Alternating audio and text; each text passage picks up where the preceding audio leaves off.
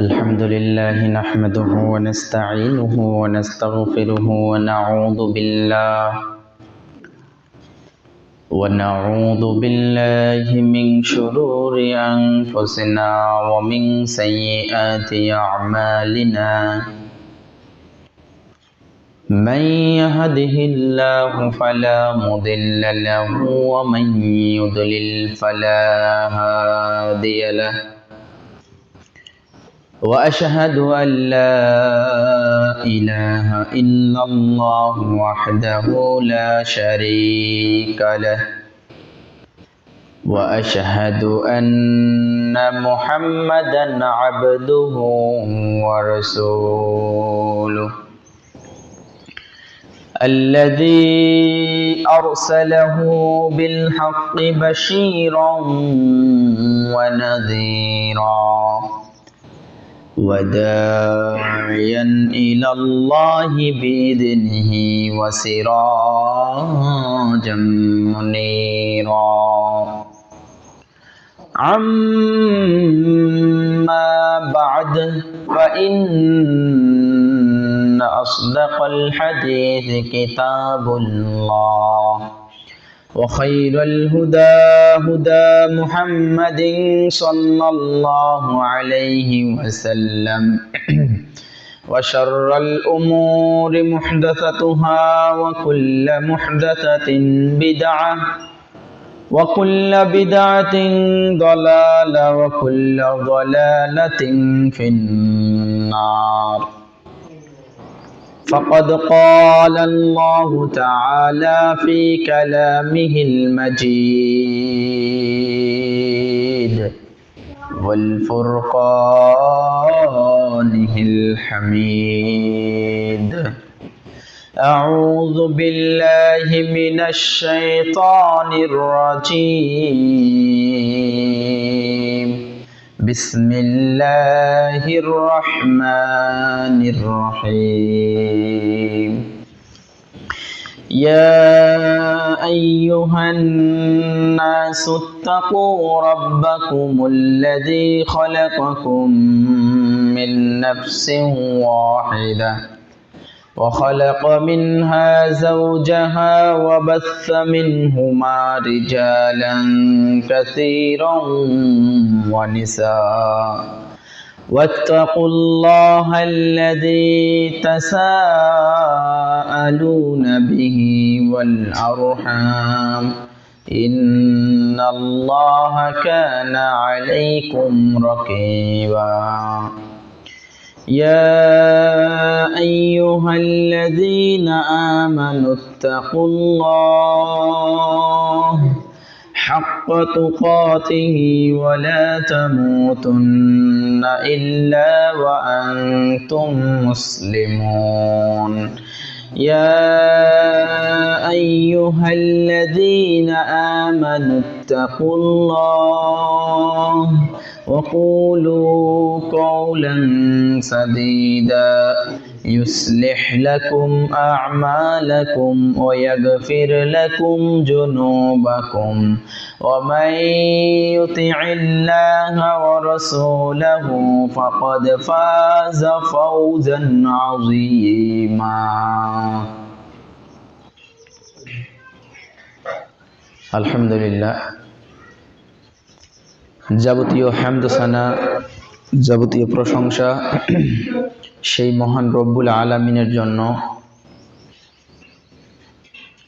যে মহান রব্বুল আলামিন আমাদেরকে শাবান মাসের শেষ জুমায় রমাদান মাসের পূর্ব মুহূর্তে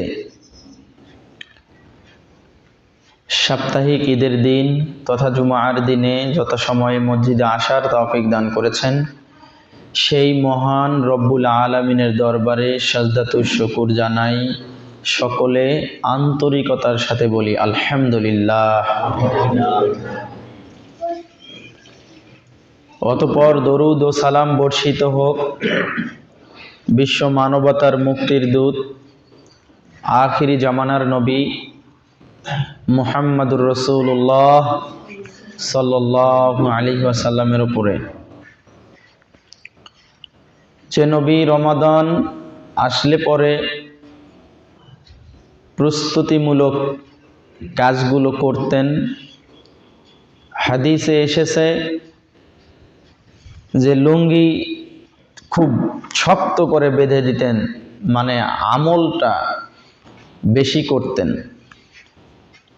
সেই নবীর উপরে সংক্ষিপ্ত আকারে দরুদ সকলে আমার সঙ্গে বলেন, আল্লাহুম্মা সাল্লি ওয়া সাল্লিম আলা নবিয়িনা মুহাম্মদ। প্রিয় উপস্থিতি, অতঃপর আমি আপনাদের সম্মুখে দণ্ডায়মান। আজকে রমাদানের ঠিক একদিন বা 2 দিন আগেই যে বিষয়গুলো নিয়ে আলোচনা করা দরকার সেটি হচ্ছে কয়েকটি মাসআলা আমাদের জানা খুবই জরুরি। জানা আছে, শুধু স্মরণ করে দিব আর কি। আল্লাহ সুবহানাহু ওয়া তাআলা আমাদেরকে বক্তব্য শেষ পর্যন্ত ধৈর্যের সাথে শ্রবণ করার, তদানুযায়ী আমল করার নিয়াত যেন করতে পারি। আল্লাহ তাআলা এই তৌফিক যেন আমাদের দান করেন। সকলে বলি আল্লাহুম্মা আমিন। প্রিয় উপস্থিতি,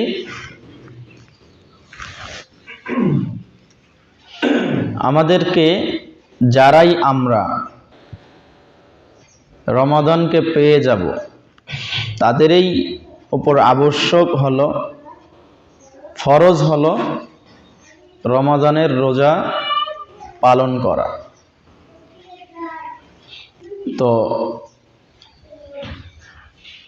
চাঁদ দেখেই রোজা রাখতে হবে এবং চাঁদ দেখেই রোজা ছাড়তে হবে। আল্লাহ সুবহানাহু ওয়া তাআলা বলছেন পবিত্র কুরআনুল কারীম সূরা আল বাকারা সূরা নাম্বার 2 আয়াত নাম্বার 185, ফামান শাহিদা মিনকুমুশ শাহরা ফালিয়াসুম। তোমাদের মধ্যে যে ব্যক্তি রমাদান মাসকে পেয়ে গেল তার উপর আবশ্যক হলো রমাদানের সিয়াম পালন করা তথা রোজা রাখা। এখান থেকে মুহাদ্দিসগণ বলেছেন যে আল্লাহ তাআলা যেহেতু বলেছে ফামান শাহিদা, যে পেয়ে গেল, মানে সে কিভাবে পেল? চাঁদ দেখার মাধ্যমে পাইল, রমাদানের চাঁদ দেখার মাধ্যমে। রাসূলুল্লাহ সাল্লাল্লাহু আলাইহি ওয়াসাল্লামের একটা হাদিস, সহিহ মুসলিম সহ অনেক হাদিসের গ্রন্থে হাদিসটা আসছে, 1055 নম্বর হাদিস। রাসূলুল্লাহ সাল্লাল্লাহু আলাইহি ওয়াসাল্লাম বলেছেন, সুমু লিরুয়াতিহি ওয়া উফতিরু বিরুয়াতিহি। তোমরা চাঁদ দেখে রোজা ধরো, চাঁদ দেখেই রোজা ছাড়ো। এখন যদি আমাদের চাঁদ দেখতে কষ্ট হয়ে যায় বা আমরা দেখতে না পাই, তাহলে আমাদের করণীয় কি? তাহলে আমাদের করণীয় হলো রাসূলুল্লাহ সাল্লাল্লাহু আলাইহি সাল্লামের যে হাদিস, তা হচ্ছে পূর্বের মাস না, আগের কথা এটা না, এটা হলো পরের কথা। আগের কথা হলো তোমরা 30 কে গণনা করো, 30 গণনা করো, কেননা আরবি মাস 29 এবং 30-এ হয়, তাহলে সর্বোচ্চটা নাও। আর এটা যদি সম্ভব না হয় তাহলে তার আগের মাস যত ছিল সেই মাস গণনা করো। আগের মাসে যদি 30 তারিখ হয়, মানে 30টা হয়, তাহলে 30 এটাও ধরো। আগের মাস যদি 29 হয় তাহলে এটাকেও 29 ধরে ফেলো। তাহলে আমরা বুঝতে পারলাম, যদি আমাদের চাঁদ দেখা সম্ভব না হয় তাহলে আমরা কি করব? 30 গণনা করব এই মাস। তাহলে আমরা যদি রমাদানের চাঁদ দেখতে না পারি তাহলে এই শাবান মাসকে আমরা 30 গণনা করব। আর যদি আমাদের দেশের, আমাদের অঞ্চলের কেউ যদি চাঁদ দেখে আর সে যদি সাবালক হয়, আর এরকম 2 জন মানুষ যদি আমাদের নিকটে সংবাদ দেয় যে আমরা চাঁদ দেখতে পেয়েছি, তাহলে তার সাক্ষ্য গ্রহণযোগ্য, সে হিসাবে আমাদের রোজা রাখতে হবে। অনুরূপভাবে রোজা ছাড়ার ব্যাপারটাও তাই। যদি কোনো সাবালক ব্যক্তি, অর্থাৎ সেন্স আছে এমন কোনো ব্যক্তি যদি আমাদেরকে সংবাদ দেয় 2 জন যে আমি চাঁদ দেখেছি, যে আপনার শাওয়াল মাসের চাঁদ দেখেছি, আমি নিজে রোজা ছেড়েছি, মানে আগামীকালকে আমি ঈদ করব, এরকম যদি সংবাদ কেউ দেয়, সেটা যে কোনো মাধ্যমে হতে পারে, চাঁদ দেখা কমিটির মাধ্যমে হতে পারে, দূরবীন দিয়ে দেখার মাধ্যমে হতে পারে, কিংবা ফাঁকা জায়গায় গিয়ে দেখার মাধ্যমে হতে পারে। যদি এরকম কোনো সংবাদ আমাদের নিকটে আসে অঞ্চল ভেদে, তাহলে আমাদেরকে রোজা ধরতে হবে এবং ওই সংবাদ শুনে রোজা ছাড়তে হবে। মূলত প্রথম চেষ্টা করতে হবে যে চাঁদ দেখা, যেমন রাসূলুল্লাহ সাল্লাল্লাহু আলাইহি ওয়াসাল্লাম বলেছেন, সুমু লিরুয়াতিহি ওয়া উফতিরু বিরুয়াতিহি, তোমরা চাঁদ দেখেই রোজা রাখো, চাঁদ দেখেই রোজা ছাড়ো। প্রিয় উপস্থিতি, তাহলে আমাদেরকে চাঁদ দেখার চেষ্টা করতে হবে এবং চাঁদ দেখে, এখন তো চাঁদ দেখার রেওয়াজটা শুধু রমাদান মাস আর রমাদানের পরবর্তী শাওয়াল মাসে আছে, বাকি 10 মাসে মানুষের আর কোনো চাঁদ দেখার কোনো এনার্জি নেই। কারণ রমাদানকে কেন্দ্র করে চাঁদ দেখবে, আর ঈদের চাঁদ উঠছে কিনা, আগামীকালকে ডিজে পার্টিতে ডান্স হবে কিনা, এরকম চিন্তাধারা করে তারা কিন্তু চাঁদ দেখে। খুব অল্প মানুষ আছে যারা সওয়াবের আশায় চাঁদ দেখে। চাঁদ দেখে দোয়া আছে না নাই? চাঁদ দেখে মানুষ দোয়া করবে না? আল্লাহুম্মা আহিল্লাহু আলাইনা বিল ইউমনি ওয়াল ঈমান ওয়াস সালামাতি ওয়াল ইসলাম রব্বি ওয়া রব্বুকা আল্লাহ বিমা তাওফীকি ওয়া তারদা রব্বি ওয়া রব্বুকা আল্লাহ। এটা 2-3 ভাবে এই দোয়াটা আসছে। তো আমি যখন দোয়া করলাম তখন এই দোয়াটা আমার জন্য হয়ে গেল। এজন্য চাঁদ দেখার চেষ্টা করতে হবে, চাঁদ দেখে আমি দোয়া করব। আল্লাহ সুবহানাহু ওয়া তাআলা আমাদের সেই তৌফিক দান করুন, আল্লাহুম্মা আমিন। প্রিয় উপস্থিতি, এরপরে যে বিষয়টা আমি আপনাদের নিকটে গত জুমায় একটু টাচ দিয়েছিলাম, এবারও বলি, আজকের জুমায়ও বলি, যে ব্যক্তি রমাদানকে পেয়ে গেল তার উপর আবশ্যক হলো রোজা রাখা। কোন শ্রেণীর মানুষ রোজা রাখবে, কোন শ্রেণীর মানুষ রোজা রাখবে আর কোন শ্রেণীর মানুষ রোজা রাখবে না? একটা হাদিস শোনাই, আল্লাহর নবী সাল্লাল্লাহু আলাইহি সাল্লামের এই হাদিসটা বিভিন্ন গ্রন্থে আসছে, বিশেষ করে ইবনু মাজাহ 2044 এবং 45 নম্বর হাদিস।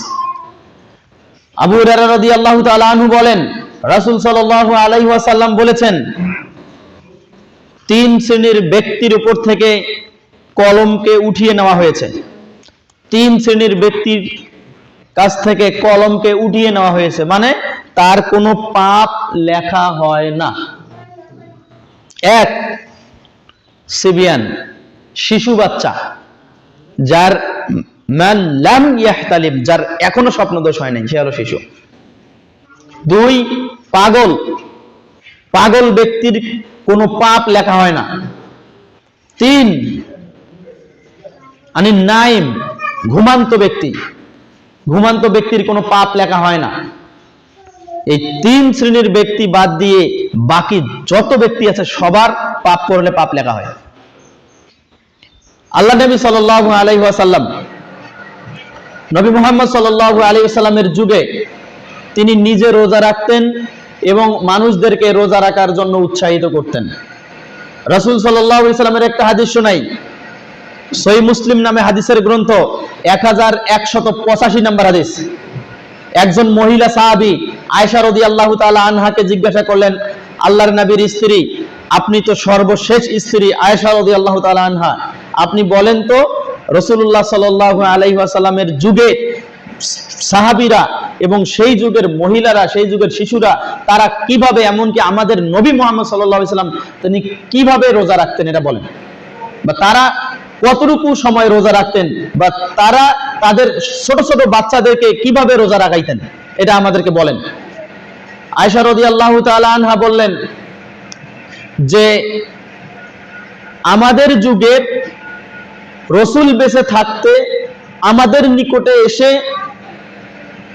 নির্দেশ আসলো যে যে ব্যক্তি তোমাদের মধ্য থেকে আজকে রাতে রোজা রাখার জন্য, অর্থাৎ আশুরার রোজা রাখার জন্য যে পানাহার করেছে সে যেন আর পানাহার না করে, মানে সন্ধ্যা পর্যন্ত যেন পানাহার না করে, মানে রোজাটা যেন কন্টিনিউ করে।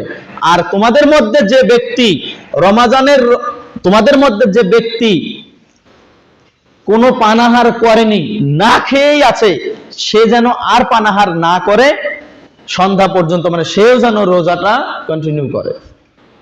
তো এই অবস্থায় আমরা রোজা রেখেছি। তো রমাজানের রোজা যখন চলে আসলো, রমাজানের রোজা চলে আসার কারণে আমরা নিজেরা রোজা রাখতাম, আমাদের ছোট ছোট কচি কাঁচা বাচ্চাদেরকেও আমরা রোজা রাখাইতাম। এখানে ইমাম ইবনে হাজার আসকালানী রাহিমাহুল্লাহ তিনি ব্যাখ্যায় লিখেছেন যে এখানে ছোট বাচ্চা দ্বারা উদ্দেশ্য হলো যার, যে ছেলেটার এখনো বীর্যপাত ঘটেনি, আর যে মেয়েটার এখনো প্রথম মাসিক হয়নি, সেই এরা হলো শিশু, আর যাদের হয়েছে তারা হলো সাবালক। মনে রাখবেন, আলেমগণ ফতোয়া দিয়েছেন, যদি কোনো শিশু, যদি কোনো ছেলে শিশু থাকে, এই অবস্থায় 10টি রোজা চলে গেল, 15টি রোজা চলে গেল, 20টি রোজা চলে গেল, 20টি রোজা চলে যাওয়ার পর 21 দিনের দিনে যদি সে সাবালক হয়, পরের দিন থেকে তাকে আবার রোজা রাখতে হবে। যদি 29টা রোজা চলে যায় আর একটা রোজা বাদ আছে, একটা রোজা বাকি আছে, ওই দিনেই যদি ওই মেয়েটা সাবালিকা হয়, ওই দিনেই যদি ওই মেয়েটা তার মাসিক হয়ে যায়, প্রথম মাসিক, তার পরের দিন, অর্থাৎ তার পরের দিন যদি সে সুস্থ হয়ে যায়, তাহলে তাকে আবার ওই দিন রোজা রাখতে হবে। অর্থাৎ সুস্থ হলেই তাকে রোজা রাখতে হবে। কথা মনে বুঝাইতে পারিনি? যে ছেলেটা এখনোই স্বপ্নদোষ হলো, 2টা 4টা 5টা 10টা রোজা রাখার মানে ও রাখে নাই, কিন্তু এখন সে সাবালক হয়ে গেল, পরের দিন থেকে তাকে রোজা রাখতে হবে। একটা মেয়ে প্রথম অসুস্থ হওয়ার পর যদি সে সুস্থ হয়ে যায়, তার পরের দিন থেকেই তাকে রোজা রাখতে হবে, সে রোজা রাখতে বাধ্য। কেননা শরীয়ত এখন তার উপর অর্পিত হয়ে গেল, শরীয়তের বিধান তার উপর অর্পিত হয়ে গেল, বিধান পালন করতে আমরা বাধ্য। কেননা আমরা আব্দ, আমরা গোলাম, আমরা দাস। আমাদের কোনো এখানে ট্যান্ডালি চলে না, আমাদের এখানে কোনো ব্যক্তিগত স্বাধীনতা চলে না, ব্যক্তিগত স্বাধীনতা নেই। যারা ইসলাম ধর্ম গ্রহণ করেছে তারা আত্মসমর্পণ করেছে। আল ইসলাম শব্দের অর্থ হলো আত্মসমর্পণ করা। আল ইসলাম, আল ইসলাম আল ইসলাম মানে কি? আত্মসমর্পণ করা। আমি নিজেকে মুসলিম বলে দাবি করলে আমি আল্লাহর নিকটে, ইসলামের নিকটে আমি আত্মসমর্পণ করছি, ইসলাম যা বলে তা মানতে আমি বাধ্য। এজন্য ছোট ছোট বাচ্চাদেরকে রোজা রাখার জন্য উদ্বুদ্ধ করতে হবে। রাসূল সাল্লাল্লাহু আলাইহি সাল্লামের সাহাবা মহিলা সাহাবীরা বলতেছেন কি, ওই বাচ্চাদেরকে আমরা রোজা রাখাতাম, ওই বাচ্চারা যখন খিদার যন্ত্রণায় আমাদের নিকটে এসে কান্নাকাটি করতো, আমরা তুলা দিয়ে কিংবা ভেড়ার পশম দিয়ে আমরা পুতুল বানাই দিতাম, আমরা খেলনা বানাই দিতাম, ওগুলা দিতাম, তারা খেলাধুলা করতো, আবারও আসতো, আবারও দিতাম ভিন্ন আকৃতি দিয়ে। তারা খিদার কথা তারা ভুলে যাইতো, মানে খিদা লেগেছে, ক্ষুধার যন্ত্রণা আছে এটা ভুলে যাইতো। এরপরে সন্ধ্যায় তারা এসে আমাদের সাথে ইফতার করত। আমাদের উপর আবশ্যক হলো ছোট ছোট বাচ্চাদেরকে উৎসাহিত করা, ছোট ছোট বাচ্চাদেরকে রোজা রাখার দিকে উৎসাহিত করা, নামাজের দিকে উৎসাহিত করা। কেন? একটা বাচ্চা যখন তার শরীয়ত তার উপর অর্পিত করেনি কোনো আমল, তখন যদি কোনো তখন যদি কোনো সন্তান রোজা রাখে, কোনো সন্তান নামাজ পড়ে, রাসূলুল্লাহ সাল্লাল্লাহু আলাইহি ওয়াসাল্লামের হাদিস অনুপাতে এটা বোঝা যায় যে ওই সন্তান যতটুকু আমল করলো, অতটুকু আমলের সমপরিমাণ নেকি তার বাবা মার আমল নামায় দেওয়া হলো। আর আমরা এখন আমাদের সন্তানদেরকে এই রোজা রাখার জন্য উৎসাহিত না করে আমরা বলি, না না না না, রাখা যাবে না, তোমার চেহারা খারাপ হয়ে যাবে, তোমার শরীর খারাপ হয়ে যাবে। আপনি বিশ্বাস করেন, এই অবস্থায় যদি এই অভিযোগ যদি দাঁড় করায় কঠিন কিয়ামতের দিনে আল্লাহর দরবারে, আপনি পার পাবেন না। যে আমার বাবা মা আমাকে নিষেধ করেছিল, আমার বাবা মা আমাকে নামাজে নিষেধ করেছিল, আমার বাবা মা আমাকে রোজা রাখতে নিষেধ করেছিল, কিয়ামতের মাঠে আমরা কিন্তু পার পাবো না। অতএব তারা পারবে না, তবু তাদেরকে উৎসাহিত করতে হবে এবং করতে হবে। প্রিয় উপস্থিতি, এজন্য আসুন আমরা আমাদের সন্তানদেরকে, পারাস করেছি নিজের সন্তানের বাদ দিয়ে আমরা যাদেরকে পাবো আমরা তাদেরকে দাওয়াত দিব যে রোজা রাখাতে করতে হবে। আর ছোট ছোট বাচ্চাদের কিন্তু রোজা রাখার জন্য উৎসাহিত, তারা নিজেরাই অটোমেটিক ভাবে উৎসাহিত হয়ে যায় যে বাবা আমাকে ডাক দিও আজকে সাহারির সময়, মা আমাকে ডাক দিও আজকে সাহারির সময়, আমি রোজা রাখবো। সে পারবে না, ও এটা জানে না, সেটা আমরা জানি, তবুও তারা রাখতে চাচ্ছে। এটা তার ন্যাচারাল, এটা ফিতরাত। এটা ন্যাচারাল বিষয়। আল্লাহ সুবহানাহু ওয়া তাআলা আমাদের সবাইকে এই রমজান মাস পাওয়ার পরে এই রমজানের রোজাগুলো পালন করার তৌফিক দান করুন, আল্লাহুম্মা আমিন। প্রিয় উপস্থিতি, এই রমজান মাসে রোজা রাখবো আমরা। রোজা রাখার আগে আমাদেরকে সাহারি খেতে হবে না? আমাদের বাংলাদেশের সোসাইটিতে, সমাজে সাহারি কখন খাওয়া হয়? বিশ্বাস করেন, এই বাঙালি জাতি পুরাটাই উল্টা সিস্টেমে চলে, পুরাটাই। আপনি প্রত্যেকটা বিষয় জাজ করেন, প্রত্যেকটা বিষয় এরা উল্টা ভাবে চলে। রাসূল সাল্লাল্লাহু আলাইহি সাল্লাম বলেছেন যে তোমরা সাহারি দেরি করে খাও। আমার এই জাতি সাহারি খায় রাত 2টায়, রাত 1টায়, খেয়ে ঘুম, ফজরের নামাজ বাতিল, শেষ। রাসূল সাল্লাল্লাহু আলাইহি সাল্লাম নির্দেশ করলেন তোমরা ইফতার করো দ্রুত, যখনই সূর্য অস্ত যাবে তখনই তুমি ইফতার করবে। আমাদের এই বাংলাদেশের সোসাইটিতে ইফতার করে দেরি করে। আল্লাহ নবী সাল্লাল্লাহু আলাইহি ওয়াসাল্লাম, হ্যাঁ আপনি এটা বলতে পারেন যে তাহলে কি রাত 2টার দিকে সাহারি খেলে কি আমার সাহারিটা হবে না? কেন হবে না? একটা রাতকে আপনি 2 ভাগ করেন, 2 ভাগ করার পর প্রথম ভাগ বাদ দিয়ে দ্বিতীয় ভাগ যখন চলে আসলো, দ্বিতীয় ভাগের যে কোনো সময় আপনি খাবেন, ফজরের আজানের আগ পর্যন্ত আপনি খাবেন, খাওয়া চলবে। কিন্তু এটারও তো একটা সুন্নতি তরিকা রয়েছে, এটারও তো একটা সুন্নতি সিস্টেম রয়েছে। প্রত্যেকটা আমল আমি করব, আমি নামাজ পড়বো একাই, 1 গুণ নেকি পাবো, আর নামাজ পড়বো জামাতে কত গুণ নেকি? 25 বা 27 গুণ। তাহলে একটা সিস্টেম, আমি একাই নামাজ পড়লেও হচ্ছে, আবার জামাতে নামাজ পড়লাম, আবার নেকিটা বেশি পাইলাম। আমি সাহারি যদি রাত 2টায় খাই হবে, কিন্তু ফজরের নামাজে বা ফজরের আজানের একটু আগে খাই, তাহলে আমি নেকিটা বেশি পেয়ে গেলাম। যে তাহলে কি সাহারি খেলেও নেকি হয়? কেন হয় না? সাহারি খেলেও নেকি হয়। সাহারিটা আপনি রোজা থাকার জন্য খাইলেন না, সাহারি খেলেও আপনার নেকি হবে। কেননা রাসূলুল্লাহ সাল্লাল্লাহু আলাইহি সাল্লাম বলছেন যে তোমরা সাহারি খাও, কেননা সাহারির মধ্যে বারাকা রয়েছে, বারাকা। তাহলে আমাদের মধ্যে যদি কোনো ব্যক্তি বরকত হাসিল করতে চায় কোনো খাবারের মধ্যে, সে যেন সাহারির খাবারটা খায়। সাহারির খাবারের মধ্যে বরকত রয়েছে, এটা আল্লাহর নবী বলেছে। তার মানে আছে এবং আছে, 100% বরকত রয়েছে সাহারির মধ্যে। সুবহানাল্লাহ বললেন না? প্রিয় উপস্থিতি, সাহারি আমাদেরকে খেতে হবে শেষ ভাগে, শেষ সময়। তো কোন সময়? সাহাবায়ে কেরাম খাইতেন, হাদিস নেন, সাহাবায়ে কেরাম খাইতেন এমন সময় সাহারি খাইতেন যে সাহারি থেকে ফজরের আজান শুরু হওয়া মাঝে 50 থেকে 60টি আয়াত তেলাওয়াত করতে পারতেন। মধ্যম মানের আয়াত না, ছোট আয়াতও নয়, বড় আয়াতও নয়, মধ্যম মানের আয়াত তেলাওয়াত করতেন 50টি কিংবা 60টি। তাতে ফজরের আজান দিয়ে দিত। সাহারি খাওয়া শেষ, তেলাওয়াত শুরু করছে, 50টি কিংবা 60টি আয়াত তেলাওয়াত করছে, এরই মাঝে সাহারির আজান দিয়ে, মানে ফজরের আজান দিয়ে দিছে। মধ্যম মানের। আমরা এইটা পর্যালোচনা করে দেখেছি 15 থেকে 20 মিনিট সময় লাগে। তার মানে আপনার সাহারিটা শেষ হবে ফজরের আজানের 15 থেকে 20 মিনিট আগে। কিন্তু আমাদের বাংলাদেশের মানুষ কি করে?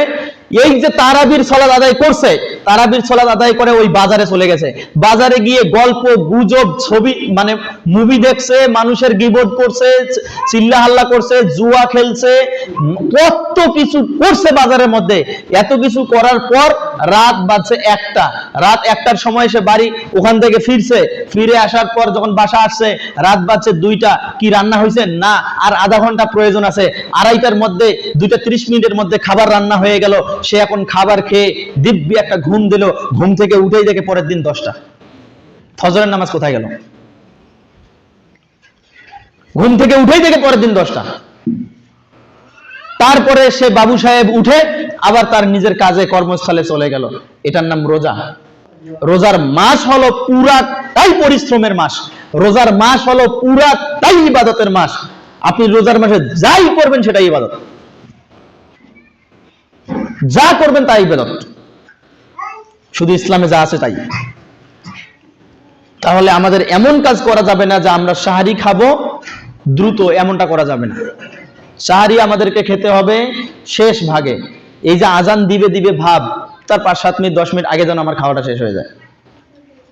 কিন্তু আমি সাহারি খাবো আগে, খেয়ে আবার একটা ঘুম দিলাম, ফজরের নামাজের রাত কোনো ধার ধারলাম না, কি থেকে কি হয়ে গেল, এমনটা কাজ কিন্তু করা যাবে না। প্রিয় উপস্থিতি, তাই আসুন আমরা প্রত্যেকটা ক্ষেত্রে সুন্নতি তরিকাগুলো খোঁজ করার চেষ্টা করি। যে তরিকা, যে রাস্তা আমার নবী, প্রিয় নবী মুহাম্মদুর রাসূলুল্লাহ সাল্লাল্লাহু আলাইহি ওয়াসাল্লাম তিনি চলেছেন, সাহাবায়ে কেরাম চলেছেন, সালাফগণ চলেছেন, সেই তরিকা মোতাবেক আমাদেরকে চলতে হবে। সেই তরিকা মোতাবেক চললে আমরা বেশি ফজিলত পাবো, বেশি ফায়দা হবে আমাদের। আল্লাহ সুবহানাহু ওয়া তাআলা আমাদেরকে সুন্নতি তরিকায় চলার তৌফিক দান করুন, আল্লাহুম্মা আমিন।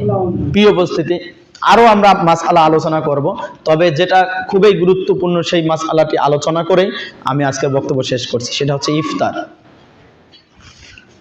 আমরা সাধারণত ইফতার কখন করি বলেন না? আপনারা ইফতার কখন করেন? যখন মুয়াজ্জিন আজান দেয় তখন না? বিশ্বাস করেন আজানের সাথে ইফতারের কোনো সম্পর্কই নেই। আজানের সাথে ইফতারের কোনো সম্পর্ক নেই। এরকম কোন হাদিস পাওয়া যায় না যে যখন মাগরিবের আজান হবে তখন রোজাদার ইফতার করবে। বরং হাদিস সহিহ বুখারী 1995 নম্বর হাদিস, মিশকাতুল মাসাবিতেও তাই একই হাদিস বর্ণিত হয়েছে কিতাবুস সাওমের মধ্যে। আবু হুরায়রা রাদিয়াল্লাহু তাআলা আনহু বলেন, রাসূল সাল্লাল্লাহু আলাইহি ওয়াসাল্লাম বলেছেন, ইযা গরাবাতিশ শামস, যখন সূর্য ডুবে যাবে, ফাকাদ আফতারাস সায়েম, সূর্য ডুবার সাথে সাথেই রোজাদার ব্যক্তি তার রোজাকে ভঙ্গ করবে তথা ইফতার করবে। এটা হলো নবী মুহাম্মদ সাল্লাল্লাহু আলাইহি সাল্লামের স্ট্রং স্টেটমেন্ট। যখনই সূর্য ডুবে যাবে তখনই রোজাদার ব্যক্তি তার রোজাকে ভঙ্গ করবে তথা ইফতার করবে। আল্লাহর নবী সাল্লাল্লাহু আলাইহি সাল্লামের পরের হাদিস, দিন ততদিন পর্যন্ত বিজয় থাকবে, এই ইসলাম ততদিন পর্যন্ত বিজয়ী থাকবে যতদিন পর্যন্ত মানুষ দ্রুত ইফতার করবে। দ্রুত ইফতার মানে যখনই সূর্য অস্ত যাবে তখনই মানে রোজাদার ব্যক্তি ইফতার করবে। আমাদের বাংলাদেশে কি তাই করে? নবী মুহাম্মদ সাল্লাল্লাহু আলাইহি ওয়াসাল্লাম বললেন যে কেন তোমাকে দ্রুত ইফতার করতে হবে, কেন তোমাকে ইহুদি খ্রিস্টানদের খেলাফ করতে হবে? কেননা ইহুদি এবং খ্রিস্টানরা দেরি করে ইফতার করে। ইহুদি এবং খ্রিস্টানরাও রোজা রাখে, এই হাদিস থেকে প্রমাণিত। তারাও রোজা রাখে কিন্তু তারা ইফতার করে দেরি করে। আর আমার উম্মত ইফতার করবে দ্রুত, মানে যখনই সূর্য অস্ত যাবে তখনই রোজাদার ব্যক্তি ইফতার করবে। আমার পীরগঞ্জে যদি, এই ঠাকুরগাঁও পীরগঞ্জে যদি 6টায় 6 মিনিটে সূর্য অস্ত যায়, 6টায় 5 মিনিটে যদি সূর্য অস্ত যায়, তাহলে আপনি কয়টায় ইফতার করবেন? 6টায় 10 মিনিটে? জি না, যোগ হোক, পীরগঞ্জে জয়টাই বললাম যে পীরগঞ্জে যদি 6টায় সূর্য অস্ত যায় তাহলে কি 6টায় 10 ইফতার করবেন না 6টায় করবেন? এটাই হলো সুন্নাহ।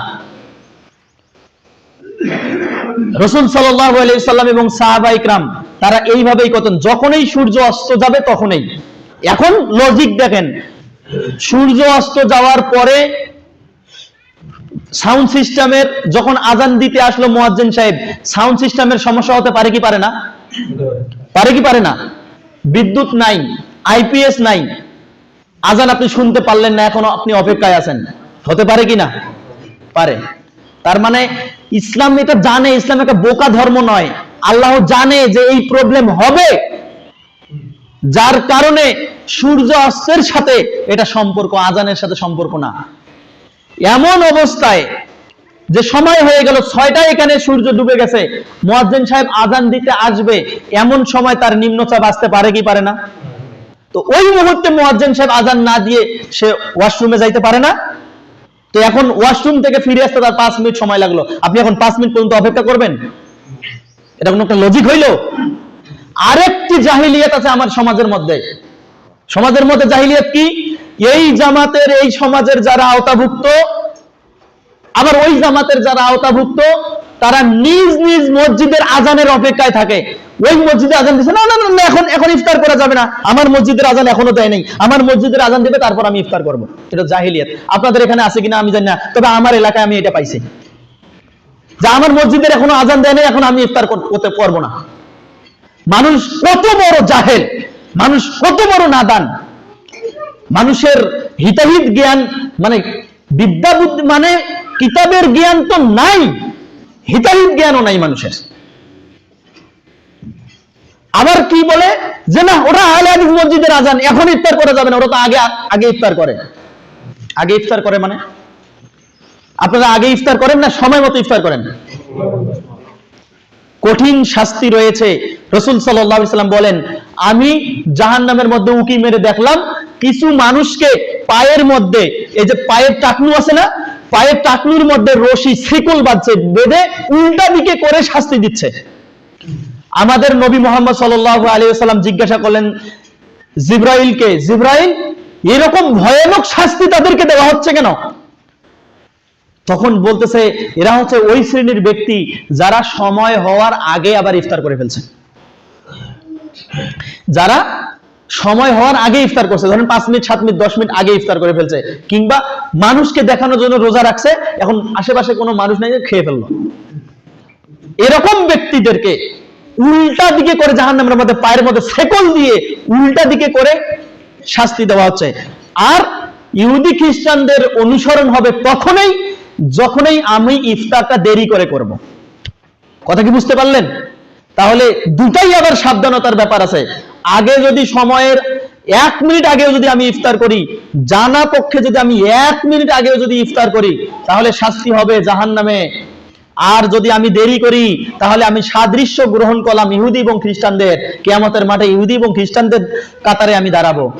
সাবধান, ইসলাম এমন একটা ধর্ম যে ধর্ম আপনাকে যেমনটা দিয়েছে আপনাকে তেমনটাই নিতে হবে। অতএব ইজা গরাবাতিশ শামস, যখনই সূর্য অস্ত যাবে, ফাকাদ আফতারাস সায়েম, তখনই রোজাদার রোজা ভঙ্গ করবে। এখন তো সায়েন্স এন্ড টেকনোলজির যুগ, আপনার প্রত্যেকটা মানুষের হাতে এত বড় বড় একটা করে ফোন, এই এত বড় মানে অ্যান্ড্রয়েড ফোন।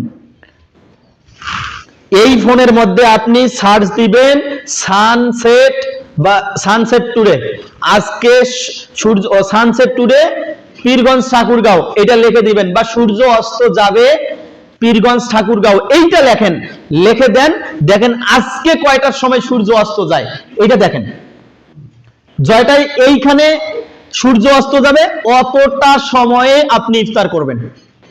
মুয়াজ্জিন সাহেব আজান দিছে আর দেয় নাই, ওইটা হিসাব নাই। আরো একটি কথা, মুয়াজ্জিন সাহেব যখন আজান দেয় তখন কি তিনি না খেয়ে আজান দেয় না, উনি আগে খায় তারপর আজান দেয়? তাহলে উনি আবার কার আজান শুনে আজান দিল এটা বলেন? জিবরাইল এসে কানে কানে আজান দিছে? উনি সময় দেখেই খাইছে তারপর আজান দিছে, আগে নিজের পেট বাঁচাইছে তারপর আজান। তো আপনি যদি এখন মনে করেন যে আজান দিবে তার ওই অপেক্ষায় আমি থাকবো, তাহলে আপনার মতো জাহেল, আপনার মতো মূর্খ আর পৃথিবীতে নেই। মনে হয় আমি বুঝাইতে পারছি? বুঝতে পারছেন কি আপনারা? তাহলে ইফতার তখনই করবেন যখনই সূর্য অস্ত যাবে। আল্লাহ সুবহানাহু ওয়া তাআলা আমাদেরকে সঠিকটা বুঝার তৌফিক দান করুন। আল্লাহুম্মা আমিন। আলহামদুলিল্লাহি ওয়াহদা ওয়াসসালাতু ওয়াসসালামু আলা মান লা নাবিয়্যা বা'দা ওয়া আলা আলিহি ওয়া আসহাবিহি ওয়া মান তাবি'আহুম বিইহসানিন ইলা ইয়াউমিদ্দিন। আমরা আবারও আল্লাহ তাআলার প্রশংসা আদায় করি, বলি আলহামদুলিল্লাহ। রাসূলুল্লাহ সাল্লাল্লাহু আলাইহি সাল্লামের উপর দরুদ, সকলে বলি সাল্লাল্লাহু আলাইহি ওয়াসাল্লাম। প্রিয় উপস্থিতি, আরো একটু কথা যেটা না বললেও নয়, সেটা হচ্ছে সাবধানতার জন্য 3 মিনিট অপেক্ষা। সাবধানতা অবলম্বনের জন্য 5 মিনিট অপেক্ষা করে একটু পরে, এই আজানটা তো দিল, একটু লেট করে দেয়, একটু লেন্দি করতেছি।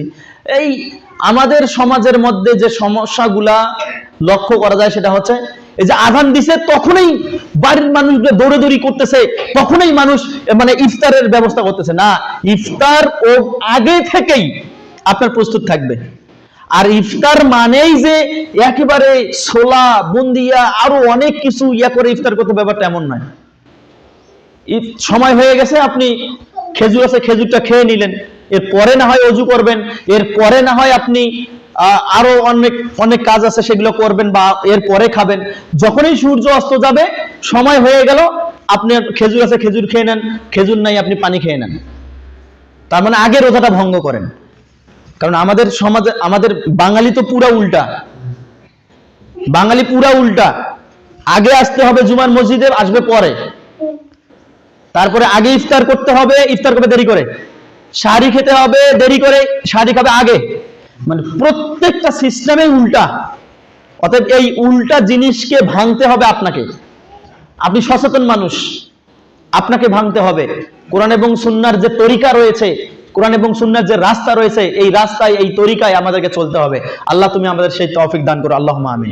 রাব্বির হামহুমা কামা রাব্বায়ানি সগীরা, রাব্বির হামহুমা কামা রাব্বায়ানি সগীরা। সুবহান রাব্বিকা রাব্বিল ইজ্জাতি আম্মা ইয়াসিফুন ওয়া সালামুন আলাল মুরসালিন ওয়ালহামদুলিল্লাহি রাব্বিল আলামিন। আসসালামু আলাইকুম ওয়া রাহমাতুল্লাহি ওয়া বারাকাতুহু।